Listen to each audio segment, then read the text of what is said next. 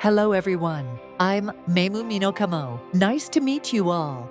Today's video covers practical content that's hard to find even with generative AI or search engines. I think it's going to be incredibly educational, so please watch until the end. If you don't try this in practice, it can be seriously difficult to solve on your own. By watching this video all the way through, you'll be able to take your first step as an IT professional. So, let's get started right away.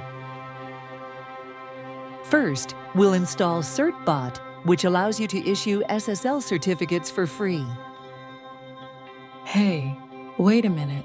You haven't explained what environment you're installing this on. The viewers won't understand like this. What is this screen supposed to be anyway?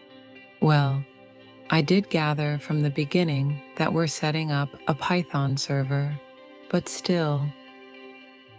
Hey there, Ms. Seki. You're right. Without explaining this, it would be completely confusing. The server is using Google Cloud's E2 Micro plan, which anyone can use for free. This plan provides an easily accessible environment where you can learn SSH connections and Linux operations. Once you master this, I think handling typical rental servers will become child's play. Now that's clear. So we're setting up SSL on this server, right? Yes, that's exactly right. Thanks for pointing that out. Hello there, I'm late but I've come to learn today as well. I had some errands to take care of, sorry about that. Once again, pleased to meet you all. Oh, hello Mr. Ogaki. Right now, we're at the point where we're trying to obtain a certificate after installing the tools. I forgot to mention that the method we're using here is the traditional approach of installing Certbot directly through apt. An error right off the bat. This is the real essence of this channel, solving errors. Yes, I'm planning to work hard on solving this and differentiate from other channels. However, while this won't let us view protected pages, I'll show you what an SSL-less page looks like, just to be thorough. Unprotected pages can be viewed like this, so there's no issue with our server configuration. Does the method for obtaining SSL certificates differ depending on the server type? Yes, to deepen our understanding, let's take a look at the server configuration. In reality, the server is listening on port 8080. However, it displayed normally in the browser, didn't it? This is because port forwarding automatically redirects access from port 80 to port 8080. Now, this is configured on our server, so let's take a look. You can confirm it with this kind of command. I'm wondering why Certbot can't access port 80, why the configuration fails. I'm getting quite confused. This looks like a job for me, even in cases where port forwarding redirects from external port 80 to 8080. Certbot's standalone mode actually needs to directly bind to port 80 to run the ACME challenge. In other words, even though the server is running on port 8080, access to port 80 is just being forwarded to port 8080. When Certbot tries to use port 80 in standalone mode, some process is already involved, and the port can't be secured. This has been educational. Thank you very much. So this means we can solve the problem by using either of the methods shown in this diagram, correct? Yes, thank you everyone. Today I'm going to solve the problem using the webroot mode. Unlike Docker, there are no templates provided, so you need to configure settings yourself. But going through this process will definitely lead to skill improvement. Environmental and operational methods may vary, but generally the webroot mode tends to have more complex initial setup, which makes it a good learning opportunity. Please copy and paste the commands from the link in the video description. First, we'll create the directory required by Certbot, then set ownership permissions for that directory and the files and folders beneath it so that your user can access them. Now that we've created the directory, we also need to configure the initial settings for the corresponding FastAPI application. And since we've changed the content, we'll restart the service. All right, we're ready to obtain the certificate. It's important to note that the command is different from the standalone mode. We've successfully obtained the certificate. Let's access it through the browser to verify it's working. Hey, hold on a second. Is this really okay? I think you're forgetting something.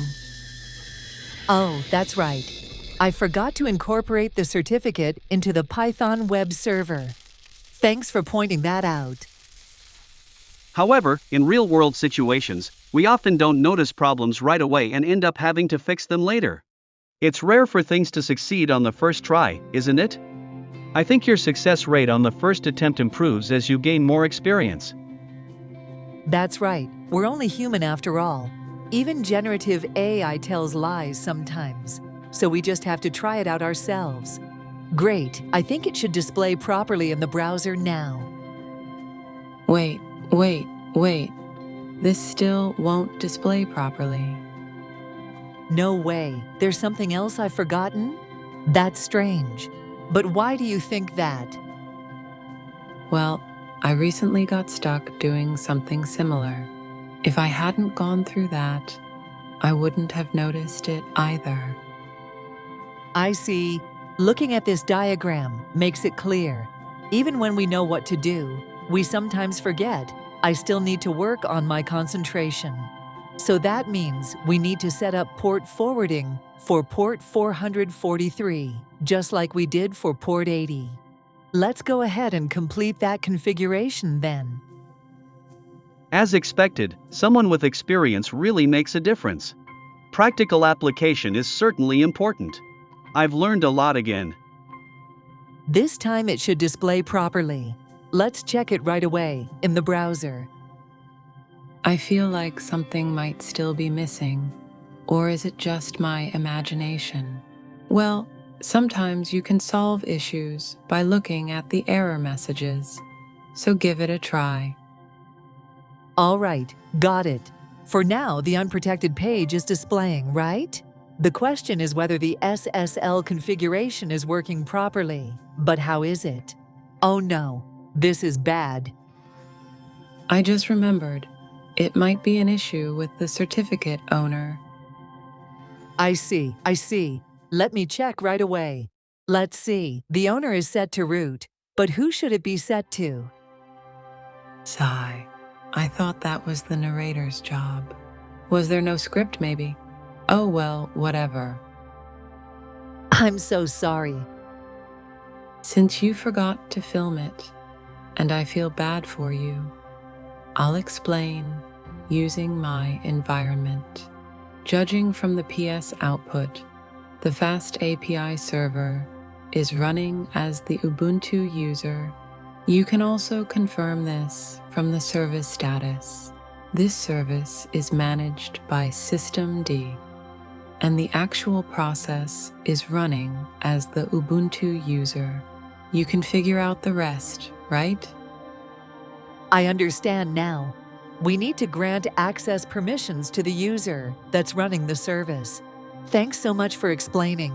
Now, we'll implement this using a technology called ACL. With ACL, we can give additional access rights to specific users without making major changes to the permissions of the entire directory. ACL isn't installed in the default state, so let's install it first. The installation method is quite simple, just requiring a few configuration settings. ACL allows for detailed access rights settings for individual users and groups, which improves security and flexibility. As mentioned earlier, this isn't installed by default, so if you don't have a particular interest in it, there's no need to memorize it. Compared to normal permission setting commands, it uses a somewhat unique syntax, so it's probably enough to just know that something like this exists. I've added the user to allow access, but how does it look? In theory, this should display properly now, but we won't know for sure until we try it. To cut to the chase, I failed. What? There are still other causes? Did you find any solution? I'm really sorry I couldn't be of help. Yes, I finally figured it out. Since I created the service configuration file used by the Linux Service Management tool myself, I needed to modify it. Until now, I've been using Cloudflare, so there was no need to configure SSL individually on the server side.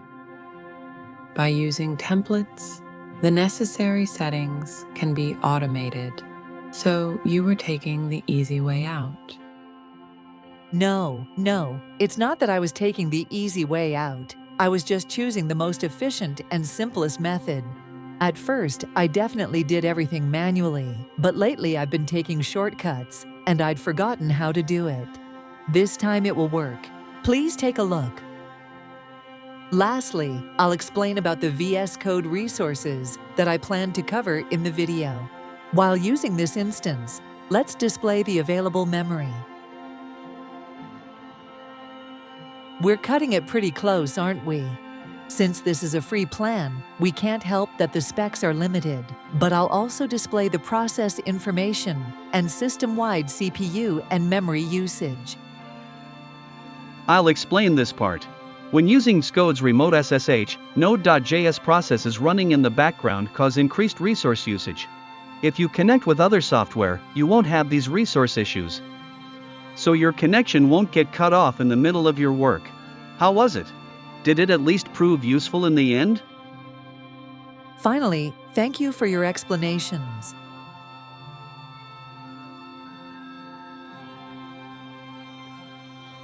With that, everyone, let's meet again. Goodbye.